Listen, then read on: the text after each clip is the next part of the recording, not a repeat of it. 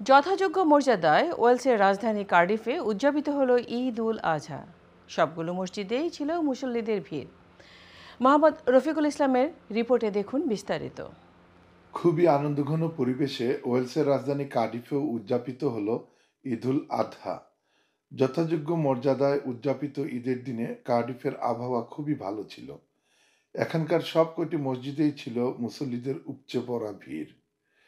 British বাংলাদেশিদের সবচেয়ে বেশি বসবাসরত এলাকা রিভার সাইডের জালালিয়া মসজিদ ও রুতের শাহজালাল মসজিদে দুটি করে, ইলির আলফালা মসজিদে ৩টি এবং বাড়ি মসজিদে একটি ঈদের জামাত অনুষ্ঠিত হয়।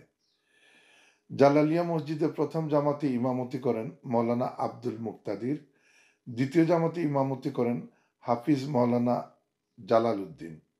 শাহজালাল মসজিদে প্রথম জামাতের ইমামতি করেন মৌলানা কাজী ফয়জুর রহমান, দ্বিতীয় জামাতের ইমামতি করেন মিফতাউর রহমান কামিল। ঈদের আনন্দকে আপন মহিমায় উদযাপন করেছেন এখানকার স্থানীয় ব্রিটিশ বাংলাদেশিরা। জামাত শেষে একে অপরকে বুকে জড়িয়ে ধরে উচ্ছ্বাস, আবেগ ও ভালোবাসার বহিঃপ্রকাশ করেছেন। Actually going through a very, very difficult time, especially in Gaza, Syria, Palestine obviously. Please make dua for them. Bangladesh association কার্ডিফের সাধারণ সম্পাদক হারুন তালুকদার কার্ডিফবাসীর পক্ষ থেকে বিশ্ব মুসলিম উম্মাকে জানিয়েছেন ঈদের শুভেচ্ছা।